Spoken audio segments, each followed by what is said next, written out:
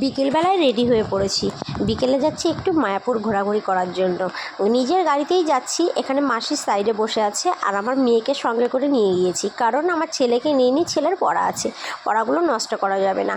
আর তোমাদের সাথে কথা বলতে বলতে মায়াপুরে পৌঁছেও গেছি। কী অপরূপ দৃশ্য বলো।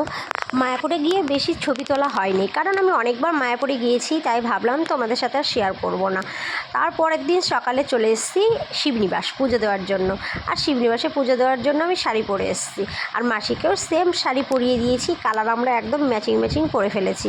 আর এখানে ঠাকুরমশাই আমাদের পুজো দেওয়াচ্ছে, আমরা অঞ্জলি দিচ্ছি, যেহেতু না খেয়েছিলাম। আর ঠাকুরমশাই মন্দিরটা বন্ধ করে চলে যাবে, তাই তাড়াতাড়ি আমাদের পুজোটা কমপ্লিট করে দিল।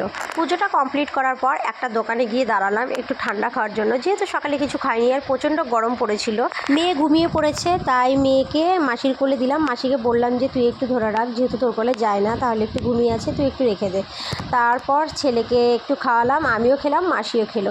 আর আমরা কথা বলতে বলতে বাড়িও পৌঁছে গেছি। আর বাড়িতে আসার সঙ্গে সঙ্গে শাশুড়ি ফল মিষ্টি দিয়েছে। আর এখানে রান্না অনেক কিছু করেছে, খাসির মাংস, মুরগির মাংস থেকে শুরু করে। আর এখানে তোমাদের সাথে শেয়ার করলাম না।